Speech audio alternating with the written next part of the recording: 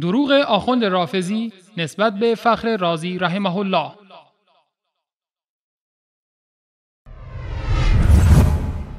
میگه این فخر رازی میگه در ذیل آیه مباهله، میگه اگر شیعیان بخواهند به این آیه استدلال کنند که علی ابن ابی طالب از جمیع انبیا افضل است، میتونن، چون خاتم الانبیا از تمام انبیا افضل است و خدا تو این آیه میگه علی هم نفس پیغمبر است. صلی علی محمد و آل محمد و عجل فرجهم و اهلک.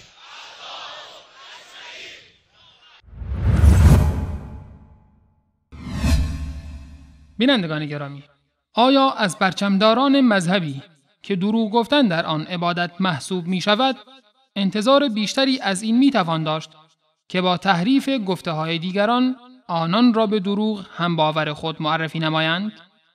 امام فخر رازی رحمه الله در تفسیر خویش به نام تفسیر کبیر و یا مفاتیح الغیب جلد 8 صفحات 245 و 250 در ذیل تفسیر آیه 61 سوره آل عمران در ابتدا اعتقاد و باور مسیحیان درباره الوهیت عیسی ابن مریم علیه السلام را رد می کند.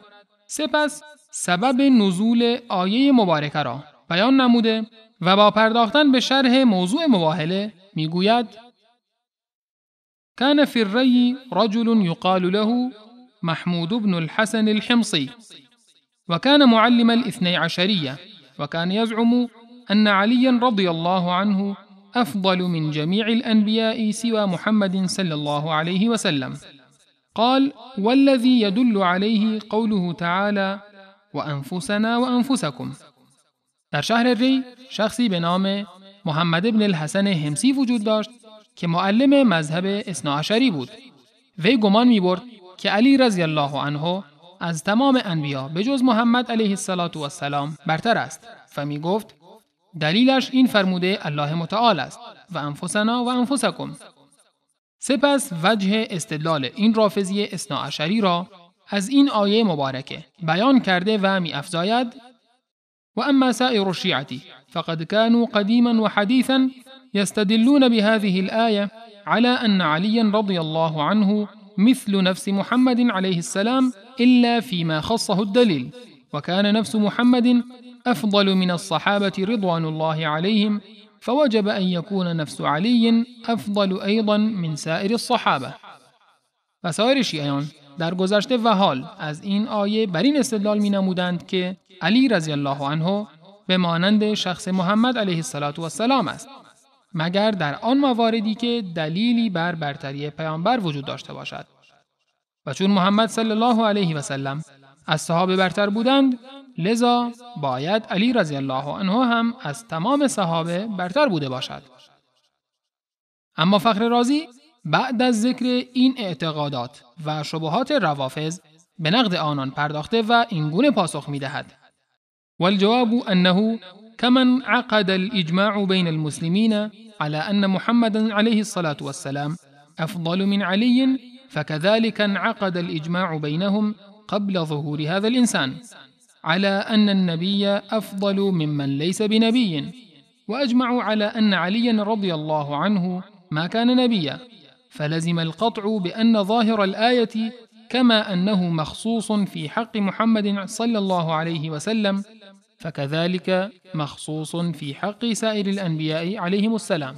جواب این است که همان گونه که قبل از پیدایش این انسان اجماع مسلمانان بر این بوده است که محمد علیه السلام از علی رضی الله عنه افضل است، بر این امر نیز اجماع نمودند که تمامی پیامبران از غیر خود بهتر و برتر هستند.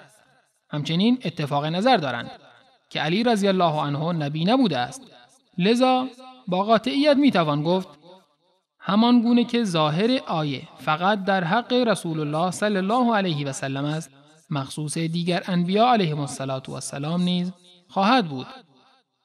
امام فخر رازی رحمه الله در مطالب فوق به بیان باور و عقیده روافض درباره مقام علی رضی الله عنه پرداخته و با نقد برداشت آنان از آیه 61 سوره آل عمران این باور نادرست را رد می نماید.